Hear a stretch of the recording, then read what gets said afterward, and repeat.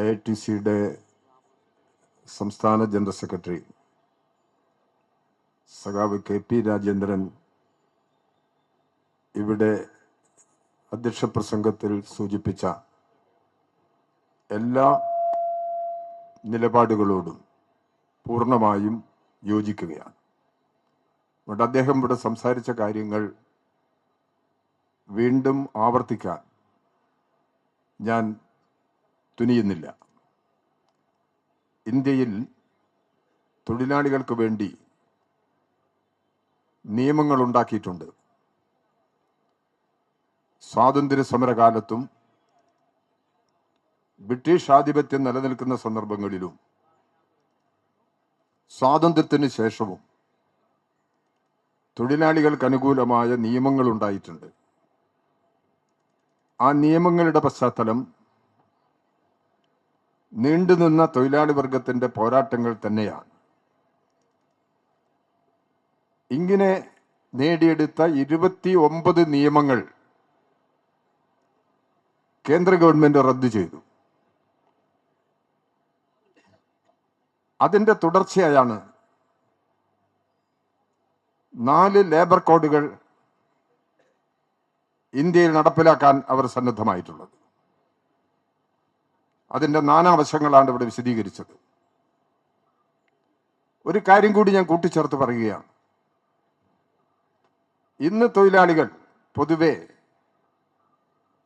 8 മണിക്കൂർ ജോലി വ്യവസ്ഥ അംഗീകരിക്കപ്പെട്ടിട്ടുണ്ട്. നമ്മുടെ സമൂഹത്തിൽ വലിയ മാറ്റങ്ങൾ വരികയാണ്. യന്ത്രവൽക്കരണത്തിന്റെ ഒരു യുഗമാണിത്. ആധുനികവൽക്കരണത്തിന്റെ കാലമാണിത്. നിരവധി ശാസ്ത്ര നേട്ടങ്ങൾ കൈവരിച്ച കാലമാണിത്. അത്തരമൊരു കാലത്ത് ഈ പരീക്ഷണങ്ങളും വിജയങ്ങളും എല്ലാം ഗവേഷണങ്ങളും എല്ലാം തൊഴിലാളികളുടെ അധ്വാന ഭാരം എങ്ങനെ കുറയ്ക്കാം, അതിനു കൂടി ഉപയോഗിക്കത്തക്ക നിലയിൽ നടപ്പിലാക്കേണ്ടതാണ്. ഈ സാഹചര്യം തൊഴിലാളികളുടെ അധ്വാന ഭാരം വർദ്ധിപ്പിക്കാൻ, തൊഴിലാളികളുടെ അധ്വാന സമയം കൂട്ടാൻ മുതലാളിത്ത ശക്തികൾ ഉപയോഗിക്കുകയാണ്. അങ്ങനെ വരുമ്പോൾ അതിൽ നിന്ന് വ്യത്യസ്തമായ ഒരു സമീപനം മുന്നോട്ട് വെക്കുന്നത് ഇടതുപക്ഷ ജനാധിപത്യ മുന്നണി ഗവൺമെന്റ് മാത്രമാണ്. ലേബർ കോഡ് നടപ്പിലായാൽ 8 മണിക്കൂർ ജോലി വ്യവസ്ഥ നിലനിൽക്കില്ലല്ലോ. 8 മണിക്കൂർ ജോലി വ്യവസ്ഥ നേടുന്നതിനൊരു ചരിത്രമുണ്ട്. അത് 1886 അമേരിക്കയിലെ ചിക്കാഗോ കേന്ദ്രമായി നടത്തിയ തൊഴിലാളി വർഗത്തിന്റെ മുന്നേറ്റമാണ്. തൊഴിലാളി പ്രവർത്തകർ, ആ സമരത്തെ നയിച്ച ട്രേഡ് യൂണിയൻ നേതാക്കൾ, അവരെല്ലാം കൊല ചെയ്യപ്പെട്ടിട്ടുണ്ട്. ഇന്ന് തൊഴിലാളി വർഗം 8 മണിക്കൂർ ജോലി വ്യവസ്ഥ നേടി. ആ നേട്ടം കൈവരിക്കുന്നതിന്റെ പിറകിലുള്ള ചരിത്രം നമ്മുടെ സഖാക്കൾ, നമ്മുടെ നേതാക്കന്മാർ, ട്രേഡ് യൂണിയൻ പ്രസ്ഥാനത്തിന്റെ നേതാക്കന്മാർ, അവർ ജീവൻ കൊടുത്തിട്ടാണ് 8 മണിക്കൂർ ജോലി വ്യവസ്ഥ നേടിയെടുത്തത്. അതാണ് ഇന്ന് 14 മണിക്കൂറിലേക്ക് മാറ്റി കോർപ്പറേറ്റുകൾക്ക് വേണ്ടി, കുത്തക മുതലാളിമാർക്ക് വേണ്ടി ഇന്ത്യ ഗവൺമെന്റ് നടപടികൾ സ്വീകരിച്ചത്. ഇത് അപകടകരമാണ്.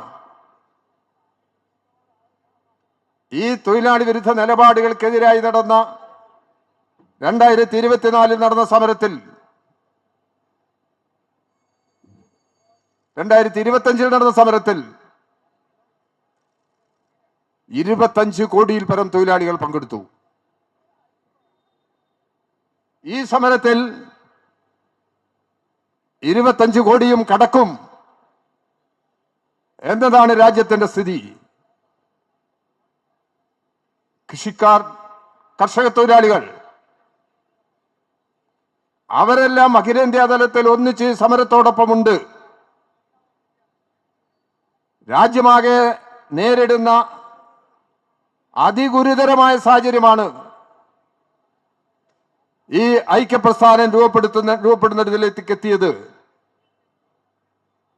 കൂലി ഇന്ന് കേരളത്തിലെ തൊഴിലാളികൾക്കറിയാമല്ലോ, 87 മേഖലകളിൽ ഈ കേരളത്തിൽ ഇന്ന് മിനിമം കൂലിയുണ്ട്. ആ ഒരൊറ്റ മിനിമം കൂലിയും ഈ ലേബർ കോഡ് നടപ്പിലാക്കി കഴിഞ്ഞാൽ നിലനിൽക്കില്ല. ഈ ഗുരുതരമായ സാഹചര്യമാണ് ഇന്ത്യയിലെ എല്ലാ രാഷ്ട്രീയ പ്രസ്ഥാനങ്ങളും ഈ പണിമുടക്കിന് അനുകൂലമായ നിലപാട് സ്വീകരിക്കാൻ നിർബന്ധിതമാക്കിയത്. നേരത്തെ KP യോട് വിശദീകരിച്ചല്ലോ. കോൺഗ്രസ് സർക്കുലർ ഇറക്കിയിരിക്കുന്നു. ശരിയാണത്. അഖിലേന്ത്യാ തലത്തിൽ കോൺഗ്രസിന്റെ നിർദ്ദേശം ഈ സമരത്തിന് അനുകൂലമായ നിലപാട് സ്വീകരിക്കണമെന്നാണ്. ഇന്ത്യയിൽ BMS ഒഴിച്ചുള്ള എല്ലാ കേന്ദ്ര ട്രേഡ് യൂണിയൻ സംഘടനകളും ഈ സമരത്തിലുണ്ട്. INTC സമരത്തിലുണ്ട്. STU ഉള്ള സ്ഥലങ്ങളിലെല്ലാം ഈ സമരത്തിലുണ്ട്. എന്റെ ഈ നിലപാട് കേരളത്തിലെ കോൺഗ്രസിന് ബാധകമല്ലേ? ഈ സമരത്തിന്റെ പ്രഖ്യാപനം വരുന്നതിന് മുമ്പ് കേരളത്തിലെ ഇടതുപക്ഷ ജനാധിപത്യ മുന്നണി അസംബ്ലി മണ്ഡലാടിസ്ഥാനത്തിലും സംസ്ഥാനത്ത് 3 മേഖലാ തലങ്ങളിലും പ്രചരണ ജാഥകൾ നടത്തണം. വികസനത്തിന്റെ മുദ്രാവാക്യം മുന്നോട്ട് വെക്കുകയാണ്. അത് ഈ കേരളത്തിലെ ഭാവി തൊഴിലാളി വർഗത്തിന്റെ സുരക്ഷിതത്വത്തിന്റെ മുദ്രാവാക്യമാണ്. ആ സമരം മുന്നോട്ട് കൊണ്ടുപോകുമ്പോൾ അഖിലേന്ത്യാ തലത്തിലുള്ള ഈ സമരം വന്നു. ഈ സമരത്തിലുയർത്തിയ മുദ്രാവാക്യത്തിന്റെ പ്രത്യേകതകൾ പരിഗണിച്ച് ഇടതുപക്ഷ ജനാധിപത്യ മുന്നണി തീരുമാനിച്ചു, ഫെബ്രുവരി 12 എല്ലാവരും ഈ പണിമുടക്ക് സമരത്തിൽ കേന്ദ്രീകരിക്കണം എന്നുള്ളത് കൊണ്ട് ഇടതുപക്ഷ ജനാധിപത്യ മുന്നണിയുടെ അന്നത്തെ ജാഥ മാറ്റിവെക്കാൻ തീരുമാനിച്ചു. ഇന്ന് ഈ 12-ാം തീയതി നടത്താൻ തീരുമാനിച്ച 3 ജാഥയുടെ പരിപാടികളും നിർത്തലാക്കി, തൊട്ടടുത്ത ദിവസത്തിലേക്ക് മാറ്റി. ഇതാണ് തൊഴിലാളി വർഗം തിരിച്ചറിയേണ്ടത്. എന്താ ഇതിന്റെ അടിസ്ഥാനം? അത് തൊഴിലാളി വർഗത്തോടുള്ള കടപ്പാടാണ്. തൊഴിലാളികൾ നേരിടുന്ന അതിഗുരുതരമായ സാഹചര്യത്തിന്റെ ഗൗരവബോധം മനസ്സിലാക്കിക്കൊണ്ടാണ്, അത് ഉൾക്കൊണ്ടുകൊണ്ടാണ് ഇത്തരമൊരു നിലപാട് കേരളത്തിൽ ഇടതുപക്ഷ ജനാധിപത്യ മുന്നണി സ്വീകരിച്ചത്. ഐക്യജനാധിപത്യ മുന്നണി ഉണ്ടല്ലോ, BJPയെ കുറിച്ച് പറയേണ്ടെന്ന് ആവശ്യമില്ല. അവർ ഈ സമരത്തിലില്ല. അതിന്റെ കാരണങ്ങൾ ഇപ്പൊ വിശദീകരിക്കാൻ ഞങ്ങൾ ശ്രമിക്കുന്നില്ല. വർഗീയമായ നിലപാടാണ്. അത് തൊഴിലാളികൾക്കറിയാം. ഈ മുദ്രാവാക്യങ്ങളെ തൊഴിൽ മേഖലകളിൽ, തൊഴിൽ കേന്ദ്രങ്ങളിൽ എതിർക്കാൻ BMSലെ തൊഴിലാളികൾക്ക് കഴിയുന്നില്ലല്ലോ. എന്താ കഴിയാത്തത്? ഈ മുദ്രാവാക്യം അവരുടെ കൂടി ജീവിതമാണ്. അതുകൊണ്ട് ഈ മുദ്രാവാക്യത്തെ എതിർക്കാൻ അവർക്ക് കഴിയുന്നില്ല. ഇവിടെ പ്രതിപക്ഷ നേതാവിന്റെ നേതൃത്വത്തിലുള്ള ജാഥ കൊട്ടും കുരവയുമായി കേരളത്തിൽ പര്യടനം നടത്തുന്നവർ കോഴിക്കോട് ജില്ലയിലാണ് അവരുടെ പര്യടനം. ഇന്നലെ കോഴിക്കോട് ജില്ലയിൽ അവരുടെ ഐക്യം പ്രകടമാകുന്ന ഒരു സംഭവം കുറ്റ്യാടിയിലുണ്ടായല്ലോ. തളർന്നു വീഴുന്നു, കഴുത്ത് പിടിച്ച് തള്ളുന്നു. എന്തൊരു ഐക്യമാണ്, എന്തൊരു യോജിപ്പാണ്. അത് ഒരു സ്നേഹത്തിന്റെ തള്ളാണ്. എന്താണ് ഇന്ന് കോഴിക്കോട്ടെ DCC പ്രസിഡന്റ് പറഞ്ഞിരിക്കുക അതൊരു സ്നേഹത്തിന്റെ തള്ളാണ്.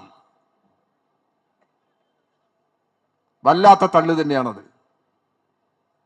ഇതാണ് അവരുടെ ഇടയിലുള്ള അനുഭവം. അവരിൽ നിന്ന് ഈ തൊഴിലാളികൾക്ക് അനുകൂലമായ നിലപാട് നമുക്ക് പ്രതീക്ഷിക്കാമോ?